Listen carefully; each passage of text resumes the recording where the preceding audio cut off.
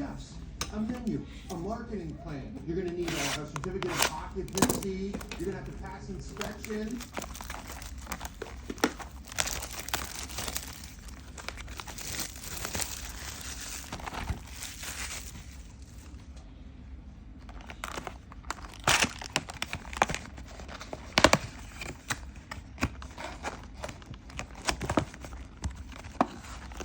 Andito ah.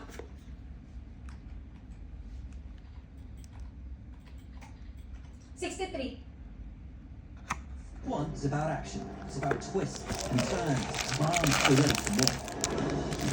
So how do we make the sport bigger? Lighter cars, it's a balance. Welcome to the finals of the Japan Spring 3v3 here on the channel. My name is Jake. You can also call me Atrocious, and we've got some unofficial English commentary for you all on these finals. These are the two teams that are competing, and you know by the title and thumbnail which one is going to be showcased in this. It's a matchup that I think a lot of people are interested post-ban list, post-EBO2 into OP11. Rob Lucci versus Blue Purple Luffy. A quick couple things real quick. First of all, I am not the official live stream or the official casting of this championship. If you want to go check that out, you can check out the link in the description below. As always for these championships, I'm just doing this for my own personal practice to get better at casting.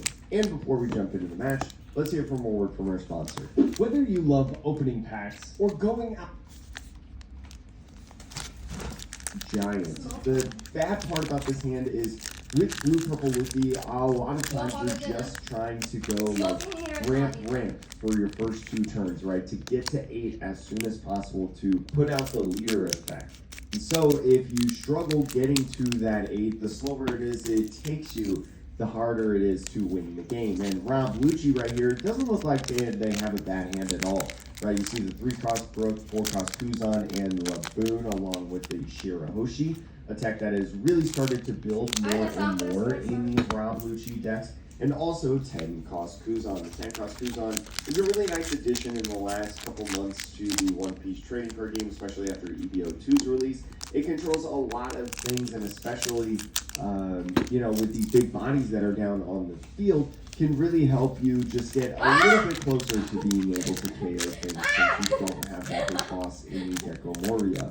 Now, the Blue Purple Luffy on the first Dawn is just going to go ahead and pass. And on the second Dawn turn, or the 2 Dawn turn, I should say, Rob Lucci is just going to go ahead and play a Manchury. Manchury is really, really nice, especially as a card that allows you to grab something from your trash. So, Blue Purple Luffy on 3, not going to be able to get any ramp off, which is already a good sign. And Rob Lucci just doing the leader effect right, even though this 5K swing does not hit the 6,000 power leader. You get to mill the trash, you get to build up some things in your trash to be able to utilize through Manchury later in game and then playing Kuzan. This 4-cost Kuzan is an excellent card to establish on the board, right? Especially, like I mentioned earlier, those big cost bodies come down onto the field.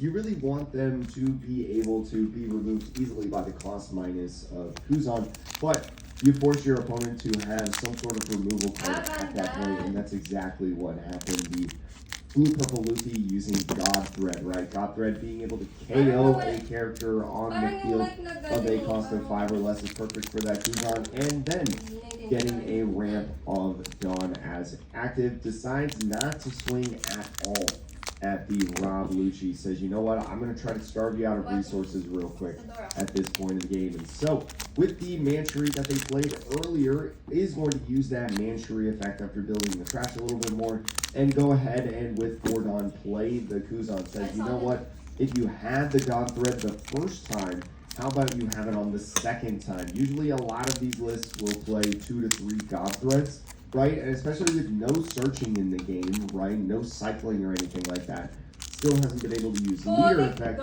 It's a very low likelihood that they've got another way to remove this body off of the field at this point. Now, the Blue Purple Luffy does have stuff like the Bond Clay that they can utilize within this, but nothing really great in my opinion. Really all you're doing right now, I feel like, is maybe like playing the bond play and swinging at lead, and that's pretty much it, right? You want to establish that bond play just in case you're able to keep that on the field and battle some bodies, maybe copy a power. Because against Rob Lucci, it's really a choice if they want to utilize resources now to KO things or wait until the Sanji Linlin effects come in, right? As you see that combo already in hand, and the 9 cost rush Luffy, right? The blue purple Luffy having plenty of 9 cost. Just doing that swing, play down, and pass like I was talking about. Now we go into the Rob Lucci's turn. Does find 2 Rebecca blockers, right? Has a little bit built on more of the hand of Rebecca blocker, one-legged toy soldier, and another 2K on that far left being the Bartolomeo, right? That 3 cost from Dressrosa. Starts out with another 5K swing to just build up the trash and -1 on the bond play. The bond play now being at 3, and at 8 Dawn, right at this point in the game, you're really able to KO stuff if you really want to right now. Especially with this Rebecca going. This Rebecca could be nice if this leader decides to keep swinging and decides to swing at lead this time. Decides to grab a 2K back in Bartolomeo, and now with the rest of the 4 Dawn, play down Laboon and just pass. Doesn't want to swing the Kuzan sideways, right? Doesn't want to rest the Laboon sideways. You're just going to be patient and you're just going to wait until the next turn. So, nice to see off of this leader effect now, really getting this blue purple Luffy deck going. Finds gear 2 in here, as well as a 5-drop Nami blocker. The 5-drop Nami blocker is going to be what's grabbed, right? You can't grab the Charlotte Linlin. There's also a Zoro Juro, 2 Zoro Juros, I think, in that hand. So Nami, in my opinion, is probably the best option at this point. Now it's really a question of do you want to leave it at the top or put it at the bottom. I think they're going to leave it at the top and go drop return that Zoro Juro and then play 9 cost Sanji into Linlin would be a really good move in my personal opinion to be able to heal up life. You'd actually be a 4 life leader at that point if you decided to go that route. So it is going to go ahead and leave it at the top. We'll see if they play that Sanji like I mentioned. We'll have 10 full Dawn and 2 swings to start going at lead at this point. And so the real question is, I think right now, where do you place this last Dawn? Do you leave it up for Gum Gum Giant, or do you try to do something else? Now, with the Linlin play down that we knew that was on the top, I think the other Zoro Juro now is that top card in the line. So this is the point of the game that makes it so difficult right now for so many decks against this blue purple Luffy. The chain of 9,000 power or more bodies hitting the field to be able to set up and swing in these coming turns. So ends up deciding because of that secondary effect of the Linlin that Laboon may be the best option to put in the trash, right? A lot of people would have maybe thought Kuzan, but you kind of want Kuzan to go ahead and swing, right, at this point. Laboon kind of being a little bit more of an option. And so Rob Lucci going ahead, using that same thing, leader effect, and just minusing 1. And now the Kuzan going ahead, swinging as well, is going to go ahead and power -1 of the other characters, right? I fully expect 10 cost Kuzan probably to come down within this turn. Because if you go ahead and -4 on one of these 9 cost bodies, right, you already -1 on them. The -4 would be 5 in total of the minus, and put one of the 9K or 9 cost characters down to 4. So as you play that 10 cost Kuzan, it's going to have that on play effect of a 0 cost character being KO'd after the -5 of the continuous effect, right, on your turn. So would be able to KO one of those 9 cost bodies. That's kind of one of the ways that a lot of people realize that this deck has become so strong. So goes ahead and swings that and minuses, plays down that Kuzan to go ahead and pop the Linlin. Pops the Linlin right there and passes off the turn. Again, just really having setup at this point as a Rob Lucci. It may look like it's real weird that the Rob Lucci hasn't really hit life or anything, hasn't really pushed his hand at all, but this is what Rob Lucci is trying to do. He's trying to build their board and set up the potential marks to where you're always KOing things from left to right. So off of the leader effect is going to draw that 9 cost Luffy and also another card as as their draw for turn. The draw for turn ended up being an 8-cost Katakuri. So now at this point, you don't have any 9-cost Sanjis to chain off of the top of the deck. So it goes ahead and attaches one, swings 7,000 power at Kuzan. So without a question, without a shadow of a doubt, letting that Kuzan die.